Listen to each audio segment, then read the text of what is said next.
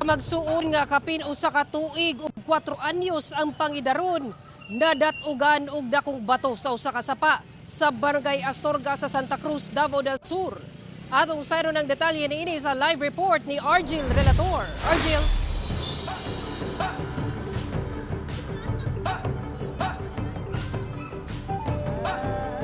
Sara, kalit lang matud pa nga naligid ang dakong bato punting mismo sa kung asa nagpondo ang mga batang biktima. Sa karon nanawagan og tabang ang mga kabanay labi na sa pagpahiluna sa batang namatay ingon man sa medikasyon sa laing usapa nga naa karon sa SPMC alang sa nakatakdang operasyon niini.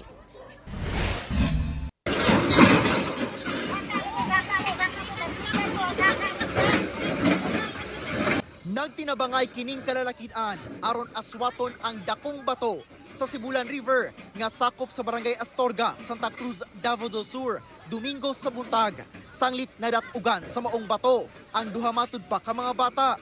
Sa kabugat sa bato, dili gayud makaya paghakwat. Busa gigamita na og bakho nga anaasab sa sapa ni adtong higayuna. Wala ka, Lord! Ay, Lord! Wala ka, Lord! Sa bata, man! Gilayon nga gidala sa ospital ang duha ka mga bata. Apan ang usa ka tuig ug 6 ka bulan nga batang babae gideklara nga dead on arrival na. Samtang padayon nga ginatambalan sa SPMC ang 4 anyos nga lalaking magulang niini. Moto nagkasamok na sila dirao nga ang bata na sila sa bato na ipit kay kurag na slide tung bato dirao sa kuan. Wala sila nakabantay ba? Nahumana unta matud pa sa pagpanglaba og kaligo sa maong sapa ang pamilya. Dihang nahitabo ang insidente. Gipadaplin sa kong kuya ang tulo ka bata kay nagsugod naman og taligsik pod.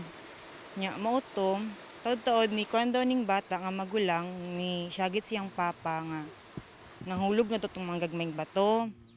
Nya mo to akong kuya dali po daw siya dagan. Napugngan pa daw niya ang bato pero sa kabugat lagi sa kadako. Wala gyud niya nakaya na kuan jud na buyan gyud bato.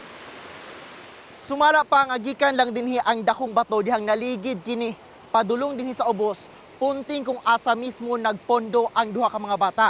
Resulta na nga ipit sa dakong bato ang duha.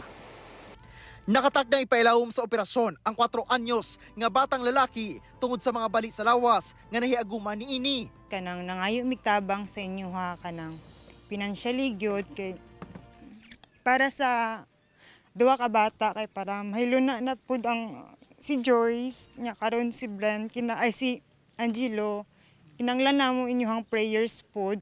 Ang barangay council mipasalig og tabang sa pamilya. Financial si kapitan makahatag siya og ini ato-atong mga kagawad sa barangay mismo, and then kung na may mga panginahanglan ato nang paduolon ato ang mga hingtungdan sa barangay aron matagaan pag unsa pa ilang kinahanglan nga assistance. Alang sa mga buot muhatag og hinabang sa pamilya, mamahimong i-contact ang numero nga makita sa inyong screen. Sara, karong hapon nakadawat ang impormasyon nga nanginahanglan pa og B+ nga dugo ang batang biktima nga naa karon sa SPMC alang sa iyang operasyon. Busa sa mga buot mo donar og dugo, mamahimong i-contact lamang si Miss Resly Marie Castellon. Sara. Okay, daghang salamat Argil Relator.